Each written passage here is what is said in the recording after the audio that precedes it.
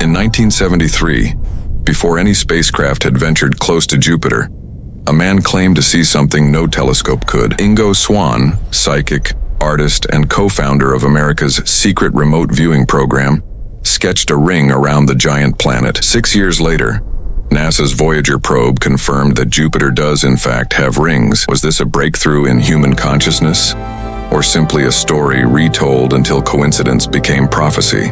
Ingo Swann was no ordinary psychic. His career intertwined with the Cold War's hidden race for psychic warfare. By the early 1970s, he was testing the limits of perception at the Stanford Research Institute. Here, the term remote viewing was born, an attempt to mentally project the mind across time and space. On April 27, 1973, Swann and fellow psychic Harold Sherman embarked on an experiment. The task: to psychically probe the planet Jupiter. His handwritten notes spoke of crystal-like bands and a strange repulsion of radio waves. One sketch stood out: a ring around the planet. At the time, science knew nothing of such a ring. Jupiter was a storm-wrapped gas giant, its iconic great red spot familiar, but the idea of rings belonged solely to Saturn. Swann's impression seemed to defy the limits of possibility until the Pioneer spacecraft opened a new era of discovery. In 1974, Pioneer 11 detected anomalies in Jupiter's radiation belt, hints that something unexpected lurked near the planet. Then,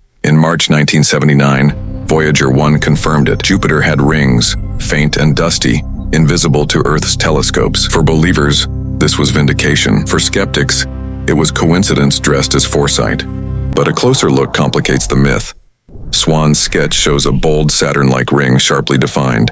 In reality, Jupiter's rings are diaphanous, a whisper of dust thrown off by battered moons. His descriptions, vague and hedged, were retroactively cast as prophecy once the data emerged. The power of suggestion, amplified by time, turned ambiguity into revelation.